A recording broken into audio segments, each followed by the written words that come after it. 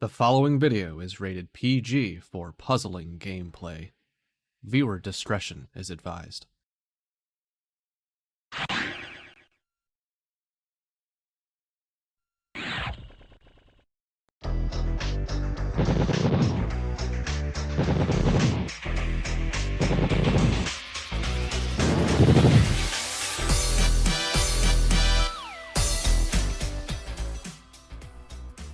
This is the second leg of our LPSTA 2025 journey, and good thing we're playing the SNES version because we could not have this in the Game Boy version.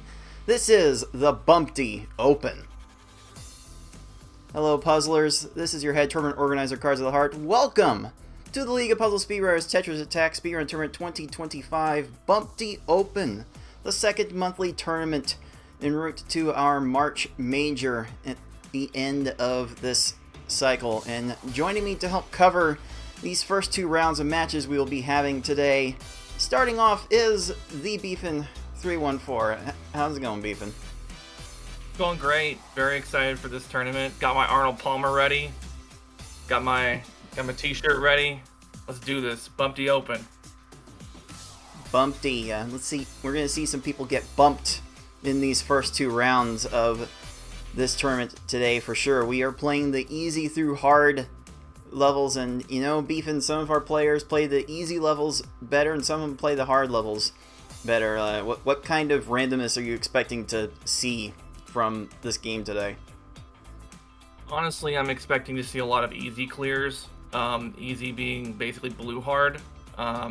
Normal kind of doing the same thing, and I think I'm expecting to see people attack the hard levels very aggressively, but easy is going to be a real head scratcher.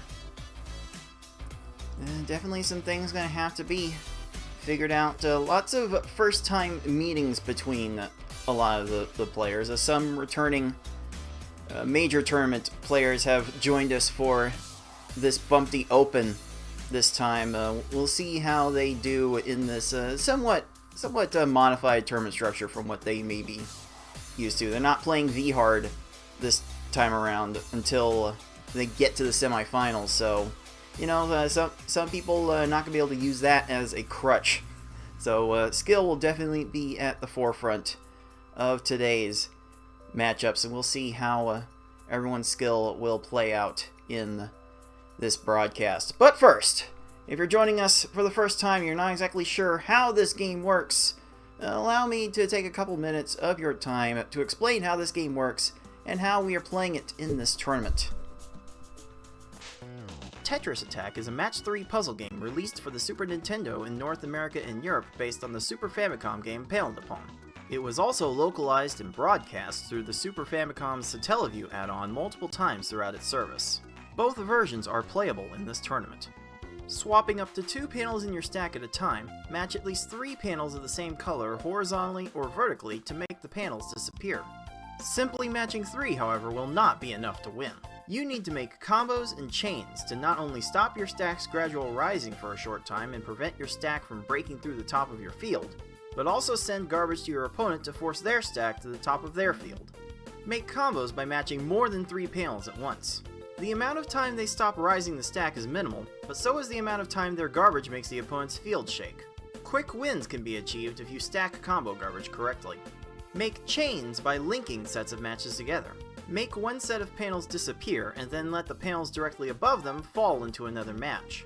Their garbage makes the opponent's field shake more, but they stop the rising stack for much longer.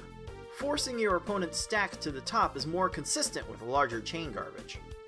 To beat the CPU opponents, you must either make sure that they run out of time while their stack is topped out, send so much garbage that they can no longer make a move, or send garbage in a way to make them think they can no longer make a move.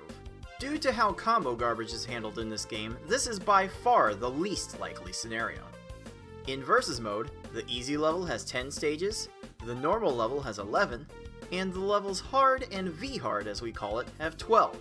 In this tournament, players will be racing each other through all of those stages to defeat the final stage as fast as they can. The player who does that first wins the race. The player who wins a predetermined number of races first wins the match.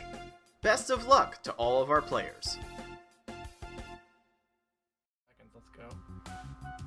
7 seconds indeed. So today we will be playing the first 2 rounds of this Bumpty Open. They are the same to make sure that everyone can play in the same format, because as we look at our major tournament standings later on, one of the tiebreakers that will come into play if people inevitably get clustered in the same number of points is a bit of a bracket Q score. We'll look at the qualifying scores later based on the easy, normal, hard, and V hard times that everyone got, but those kinds of times in the bracket will matter for seeding for the major. So we want to make sure that everyone's able to play all of the levels available to them.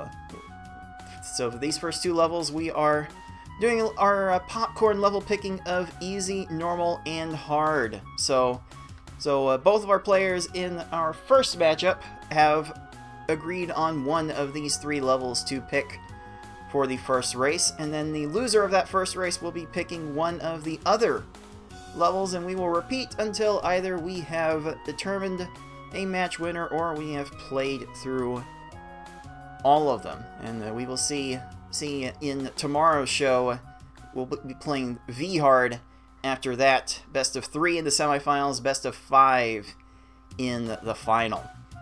And our participants, everyone that wins a match in this tournament, will be earning points towards our major tournament seeding. But it's a little bit complicated based on the number of players that get entered. So for 11 players that have entered into the tournament, our champion will be earning 13 points towards the tournament seeding, with 7 points to second place, 3 points for the top 4, and 1 point for the top 8. Basically everyone that wins a match. You do something in the tournament over any other players, then you get some credit for it. And we'll look at our current tournament standings to see how that has how that shaped up last month. 6 for winning the tournament, got 13 points. You, Beefin, got second place with 7. FFR Pro and myself with 3. Then the rest of the top 8 got 1 point. But you see those zeros at the bottom. Those 4 at the very bottom are our newest participants to the series. We will be seeing Ty and Einlich being smart play in the first round later, but our first matchup of the day will be between CoreyBLD and TetrisAttakr, so it'll be interesting to see how those two will be playing each other. And they're going to be playing each other in that way because of our qualifying. Here were the scores that everyone played in the Bumpty Open qualifying. Each player was asked to perform 1 run of each of the levels in a 1-hour time limit. And Beefin, you ended up 3rd in this. I think is the same as you did last month. How are you feeling about your play going into this tournament? I feel my play is pretty good. Getting the top easy time, you almost bumped me off that, but yeah, my V hard was a little my hard was pretty I mean, I can't be remiss to shout out Yuki Saka, who actually had, until FFR did the run back, actually had the best hard time in this qualifying. So very well done by Yuki to get the 5 spot. And yeah, everybody else performed really well. We got Ty, first time getting a 6th in this one. I think Ty got 6th in the 22 qualifying, if I remember correctly. And also 6 got 7th, because all's wrong with the world if 6 didn't get the 6th seed. CoreyBLD, first showing here, got the 8th slot. Very, very solid. And going on down the list, you know, these are going to be really awesome matches. TetrisAttakr maybe didn't get the best qualifying. The 821 hard definitely could be improved, as well as the 954 V hard. Skell, I know we've talked, wasn't too happy with their qualifying, and I like being smart for their first time coming out here and qualifying for the monthlies. Did pretty well. surprisingly that their normal time is better than their easy time. A common phenomenon in this game. For sure, and for those of you not familiar with our qualifying structure, all of these levels were graded on a curve, so the fastest time in each level got 25 points for that player, and we'll zoom in on the top 4 to see who all got the best times in each level. So it was you, Beefin, getting the 6:01 easy time for the full 25 points. FFR Pro getting the normal and hard times, as he may tend to do throughout this process, with that 6:35 normal and 7-minute flat hard for the full 25 points. And you know V hard is going to play a big role in how our players get seeded for these open tournaments, and just so happens after a retry I got an 803 V hard to score the most there, and that really separated everyone in this top 4. FFR especially getting that 1014.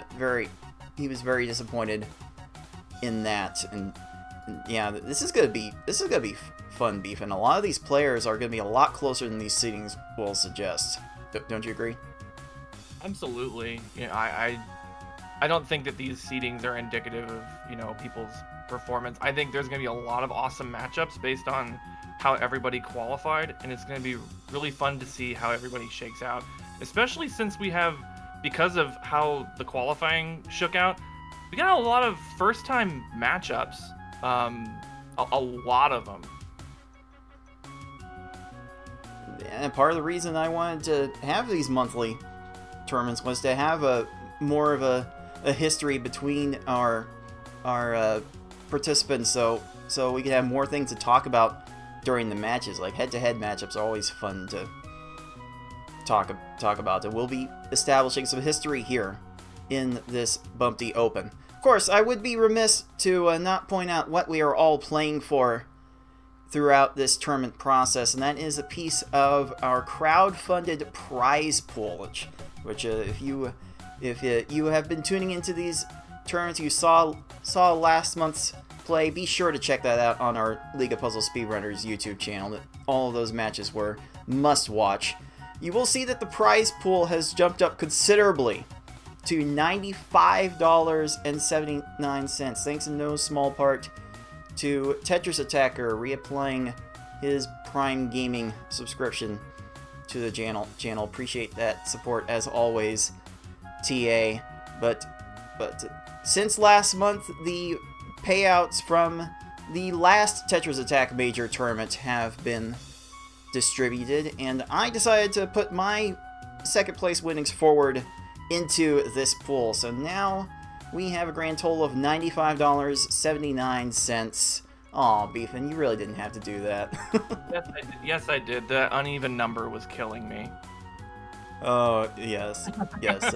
Yes, people like trying to make uneven numbers even. So now we are up to an even $100 out of our goal of $500, this initial stretch goal for the prize pool. By default, the top 4 players of the major tournament in the gold bracket will get paid out, but if we get to the $500 goal, we will be expanding that to the top 8, and if we hit our ultimate stretch goal of $1,000, we will be expanding that to the entire top 16, the entire gold bracket, and even the silver bracket runner-up will be getting a little bit of the piece of the pie. So the more wealth we have, the more wealth we can share amongst our players. So if you want to wish our players well, feel free to throw in whatever spare change you may have to our prize pool. You can type !pool in the live Twitch chat to get a clickable link to our tip page. But oh yes, TetrisAttakr wife with the $25. Thank you very much. The whole family is chipping in with the support, and that will lead us now to our bracket for this tournament. And I know, Beefin, you're gonna have a kind of scary matchup between the winner of one of our round 1 opponents coming up later, Ty and kind of like being smart, both first-time participants to the monthlies, but 6, the 7th seed, our defending monthly champion, will be running up against Skell for the first round later on. But coming up next, it is CoreyBLD versus TetrisAttakr. I will have to play the winner of that match, and they are both kind of wild, Beefin. In my experience, Corey has played the easier levels really tough, and TetrisAttakr has played the harder levels really tough. What do you expect to see from this match? I expect to see it be very close. I expect to see Corey's PvP strategy of generating a lot of garbage to be very beneficial. Having said that, TetrisAttakr's 4th place run through our last major tournament was really something, really special.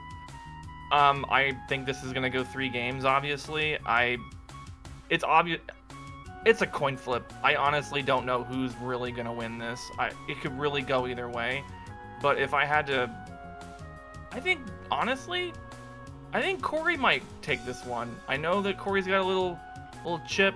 Didn't really perform very well in the 2022 tournament. Lost in the silver finals. So I expect Corey to make a big stride and run it back and do well in this tournament and make it to the quarters and play you. I've been looking for Corey to take that next leap into the next level, and considering the personal best he does have, he compares very well with TetrisAttakr in terms of ceilings. So this one is going to be very competitive for sure. Our live Twitch chat has made their predictions on who is going to win, and more points are going into TetrisAttakr to win this match, mostly because his wife, second to last unicorn, threw in a bunch of channel points. Got to appreciate that support. But otherwise, this was going to be very even between these two. So this is going to be a certain coin flip, and we shall see how that coin is going to flip in just a second. So let's get right to our 8-9 matchup to start this Bumpty Open. It is 8 CoreyBLD, 9 TetrisAttakr. That match is going to start right now.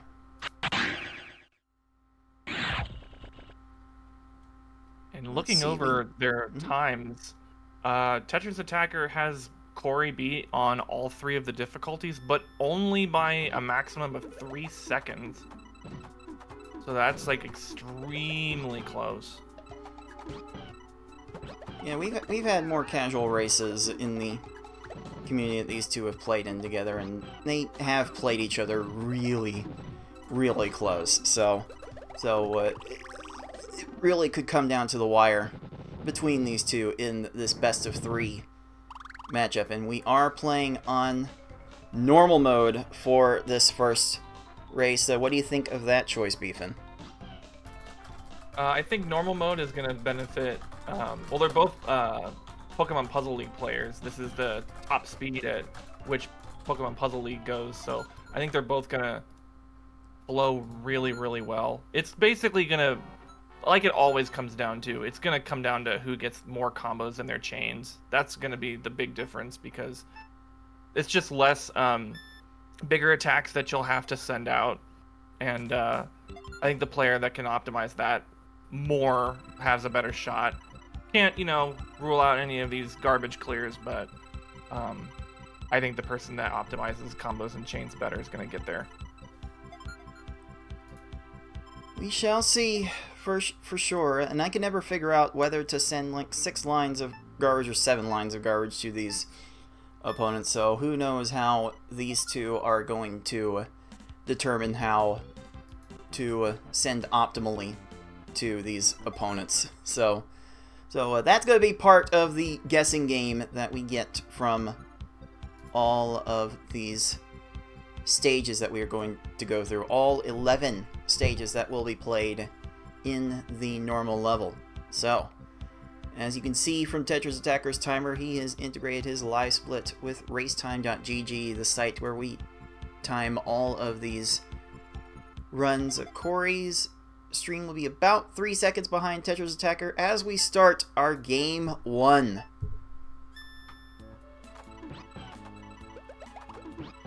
And right away, you can see TetrisAttakr very methodically starting this attack. Corey going a little bit bigger to start the chain, and he avoided a garbage clear and gets a 15.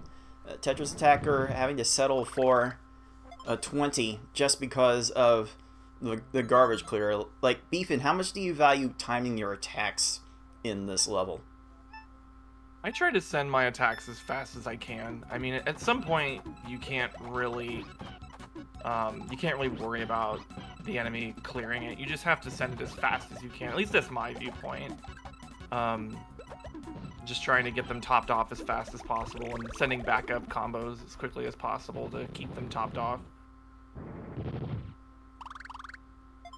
I do find myself worrying a little bit about the timing of my attacks. There's always a matter of screen looking, watching what your opponents are doing in order to figure out what their stack is going to be when your attack falls. But it is such a hard guessing game that it's not reasonable for a lot of people to try and go for that.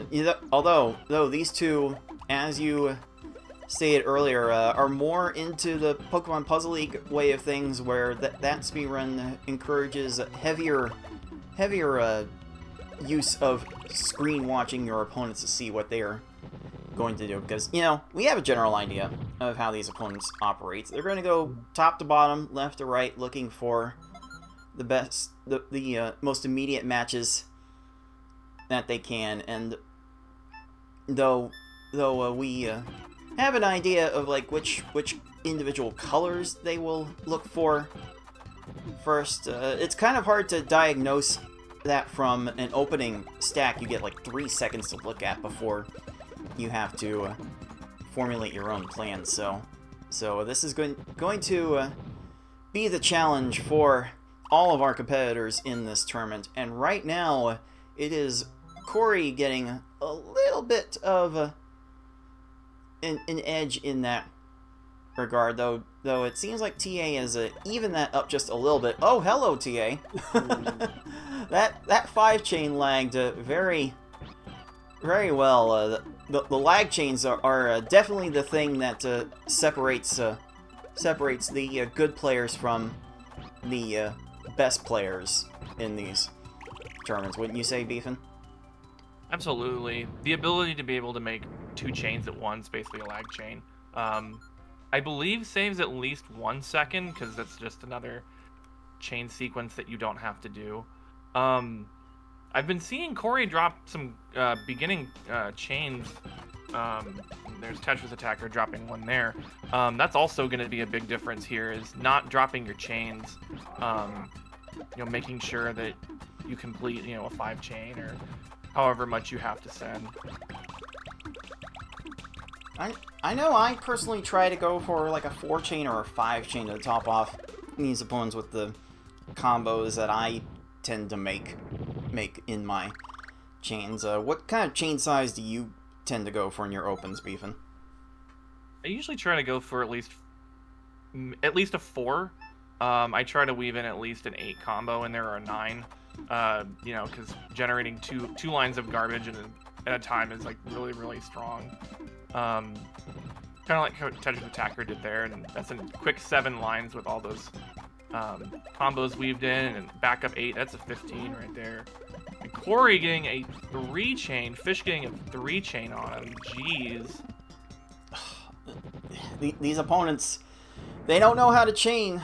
Not until the final stage Kamek. So any chains that they do get are purely coincidence.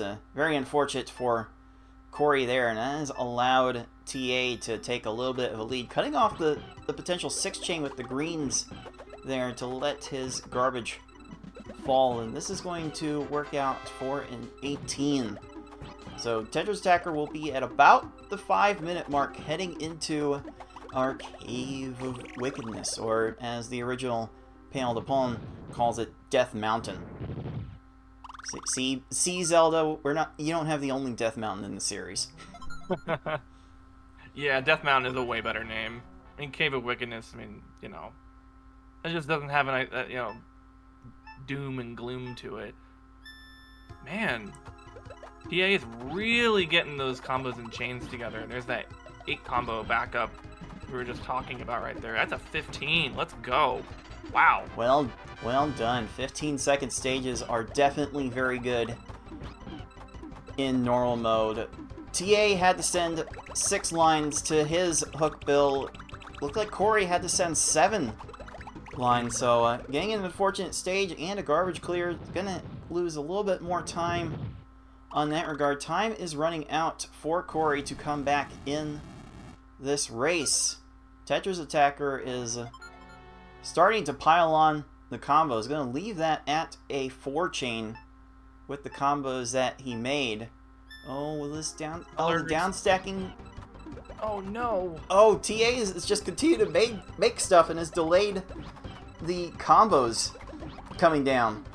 So that stage could have ended a little bit sooner, but now Plant is clearing and down stacking, and 36. Oh no! Oh, but wait, Corey's gonna see his Plant make a chain off of the transformed garbage, which these foes never learn how to do, not even at the hardest levels. So that has evened this up just a little bit, and now that Kamek here knows how to chain, beefing onto the final stage, it's really going to come down to how much Kamek does manage to chain on these opponents, on these players. Yeah, this is the big troll aspect right here. Yep, and TA right there getting a garbage clear. Corey sending a backup attack right there, full of combos. Ooh, and TetrisAttakr's Kamek runs out of time. So our 9 seed will be finishing Game 1 with a time of 7 minutes, 7 seconds. And Corey is right behind with a 7:21. Yeah, I did remark earlier that Corey tends to have an easier time with the easier levels, but it seems like TA just had better opening chains beefing, and that's going to give TetrisAttakr his first star. Yeah, I think 2 things there really were the difference. One, the garbage clear from Kamek, that was brutal. But honestly, I think the bigger thing was TetrisAttakr had more 5 combos in his chains. 5 combos are really, really optimal when you're wanting to stack garbage, because 2-4 combos, they create a solid line, but 2-5 combos stack one on top of the other, and I believe that was the big difference maker, especially in that last attack. I believe there was at least 2 or 3 5 combos in that chain, and that topped Kamek out really quickly. So good job to TA getting Game 1. And as the loser of the first race, Corey has decided on the hard level for Game 2. Let's go. So Corey will be needing this one to stay in the tournament. TetrisAttakr, I think maybe more at ease in this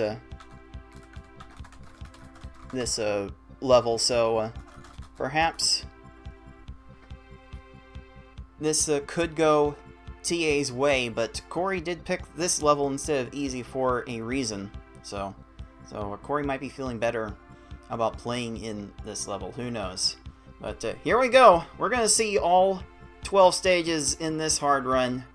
And it is coming at you in mere moments, puzzlers.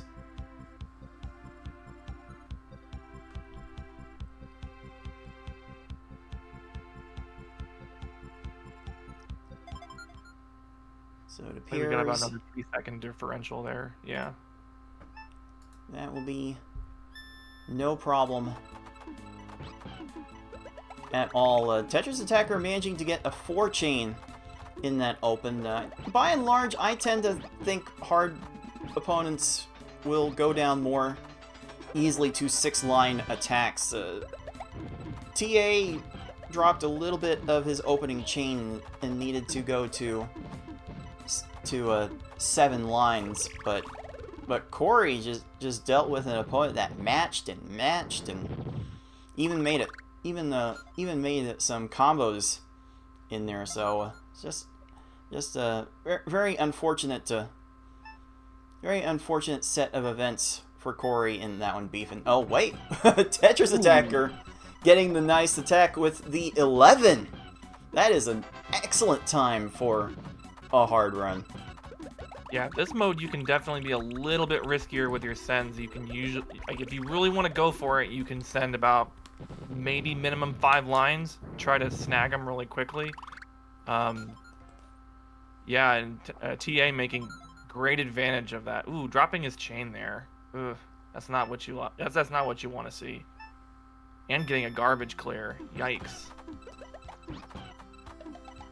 Yeah, I can't argue that the combos or the chains were good enough in that one. Selling for a 22 on that stage. Oh, Corey also made a short chain onto Poochie. He's going to lose a little bit of ground himself. Does make up a few seconds on TetrisAttakr. Again, it is Corey in the must-win situation, as one more win for TetrisAttakr will advance him into the next round. Not sure either player is looking forward to the prospect of playing me in the quarterfinals, but they would both love to have the opportunity. TetrisAttakr is keeping that dream alive with a 15-second wiggler compared to Corey's 17. So maybe TA's getting the chains a little bit easier than Corey in this early going beef. And what are you saying? I mean, you say that, and then he just drops that one, unfortunately. But yeah, I mean, like, TA has been doing a very, very good job of, once the chain is over, he's actually following it up with either an 8 or a 9 combo and sending those 2-line combo attacks. That's actually been very, very key in him getting quick stages. Corey having to settle for 22. Ugh, I hate to see that. Definitely not what he needs right now. TetrisAttakr getting the 4 chain, getting the 8 combo as a follow-up, as you've been pointing out. He's been doing, wow, 9 lines had to get sent to that Larg, aka himself, TetrisAttakr, but getting to that garbage clear anyway. I don't know what TA was supposed to do about that stage. There was nothing you could do about that one. Yeah. Ugh, that was definitely unfortunate. Absolutely. And these two have been trading placements on the leaderboard lately.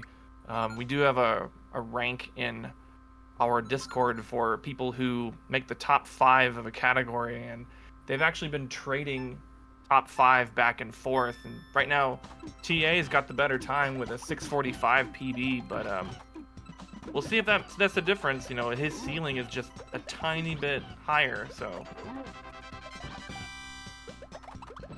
It does seem like TA's ceiling is higher on the more difficult levels. That's kind of been my observation. Corey's had a better time with the easier levels, and TetrisAttakr's been better on the harder levels. TA going to a 5 chain on Raphael the Raven, as Raph tends to demand, especially on the later levels. TA getting a 14 on that one, and will be having a faster cave entry time than in game 1. Although normal mode is so slow that fast cave times are not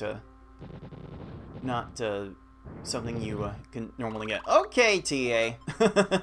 All right, lag chains are with this character in our game.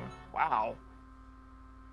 TetrisAttakr is whipping out the lag chains and is getting some separation.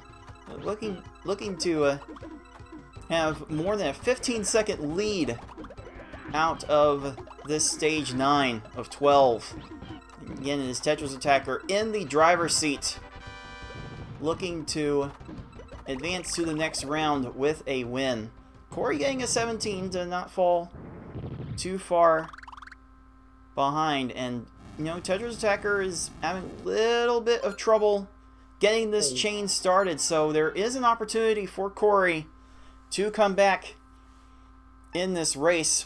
TA is getting a lot of combos to follow up in this chain, so he will be ending this stage with a 24. Yeah, all the explosions happening all at once. Yeah, that was really awesome. Corey making so much happen that the broadcast is lagging trying to keep up with it all. And there's a 16, which is a very clutch stage for Corey. Okay, TetrisAttakr is going to go up to a 6 chain, considering the combos, and the timing was good enough for a 13. That is huge. It's just what TetrisAttakr needed to put the nail in the coffin on this match. We've mostly seen gentle hard mode Bowsers in this final stage, but the TA still needs to execute the attack. Bit of an early swap on that chain extension.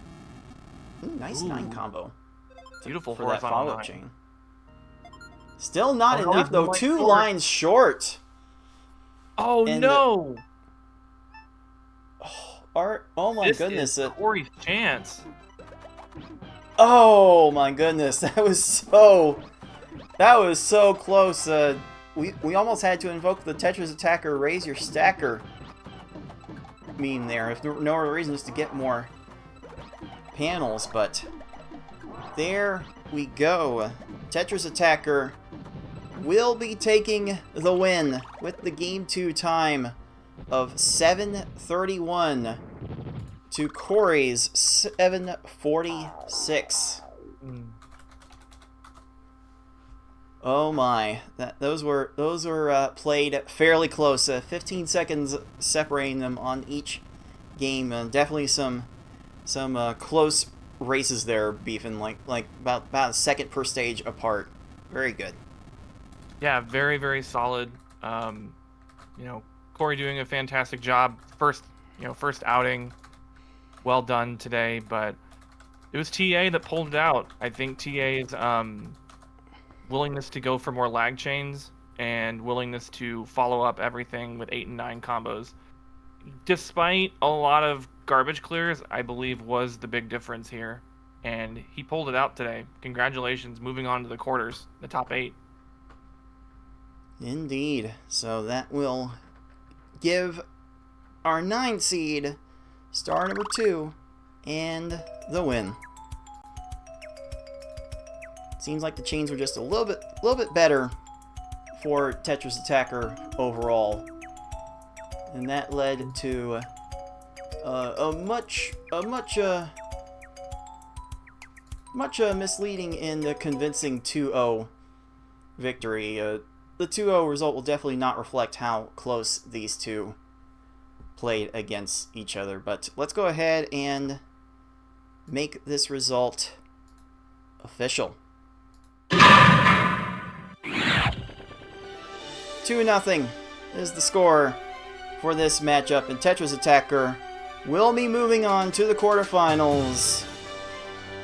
And now he's going to have to try and run it back from the last major tournament, hoping for a much different result than he had in the loser semifinals against yours truly. But for now, Just vibing to the He's vibing. Oh yeah, he's to getting the down. vibes. Happy about that, and he's ready for that run back against you. So that's going to be a really awesome matchup too.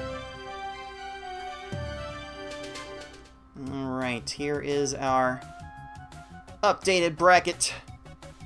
There we will see the two quarterfinals matches up top that will be played first in the quarterfinal round. Myself and TetrisAttakr and FFR Pro 21 and Yuki Saka.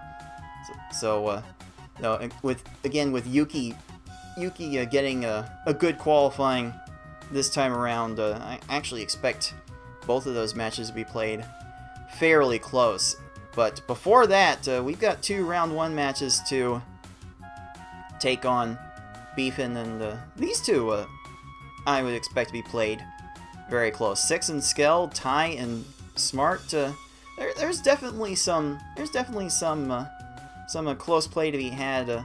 Some history to be avenged in terms of I Like Being Smart avenging a silver bracket loss to Ty. How much are you looking forward to these two? I'm super excited. I'm super excited for obviously the 6 Skell matchup. 6 beating me in grand finals last month. Skell, me and him got a lot of history together. Skell's definitely been on the come up. And then Ty and I Like Being Smart. Ty being a great PvP player and Smart being the current silver bracket champion. Just awesome. Just 4 awesome panel players, and I'm really looking forward to how each of them is going to perform today. So we'll be bringing you both of those matches together at the same time right after this. But GG's once again to TetrisAttakr for moving on to the next round. Better luck next time, Corey. Hope we do see you in another monthly tournament. But let's go set up the next 2 matches and bring them to you right after this. So stay tuned. You're watching the League of Puzzle Speedrunners TetrisAttakr Speedrun Tournament 2025. Bumpty open.